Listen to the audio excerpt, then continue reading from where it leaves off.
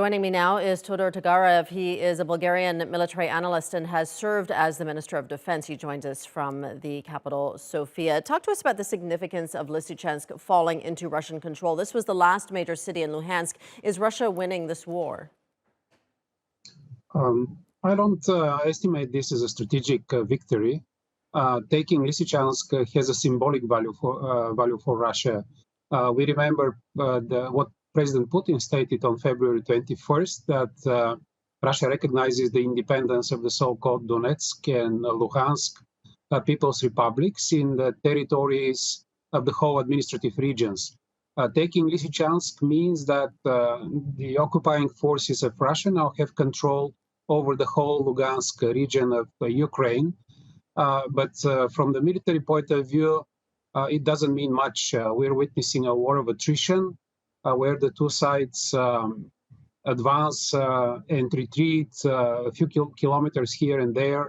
And we still have to see what will happen in weeks and months ahead.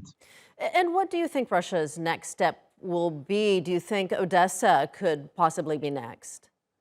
No, not yet. I believe that the Russians' efforts will be focused now on the line between Slovyansk and Kramatorsk. And if eventually Russia succeeds in taking those two cities, it may take control also of the Donetsk region of Ukraine. And in my view, that would be the main line of effort of Russia. Regarding Odessa, they do not have full control of the Kherson region.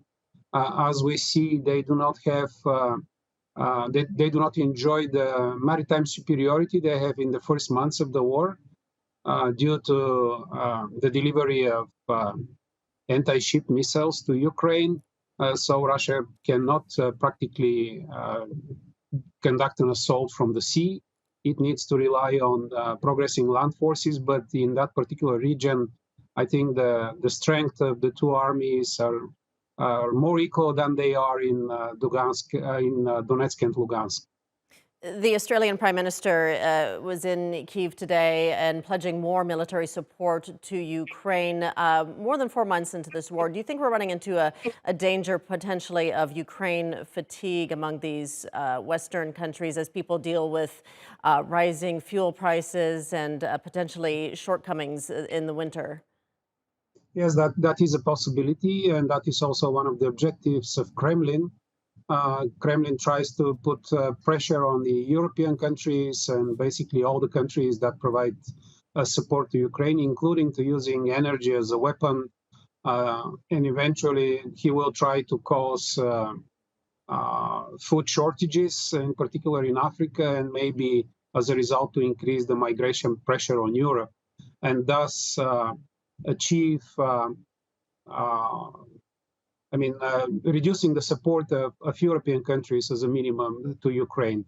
And that needs to be done to continue. The European countries and other allies need to provide support to Ukraine, more massive support and more quickly, because Russia was able to achieve tactical military success by overwhelming by artillery power the Ukrainian forces. What Ukraine needs urgently, that's heavy artillery and ammunitions. All right, we'll leave it there for now. Todor Tagarev joining us from Sofia in Bulgaria. Thank you.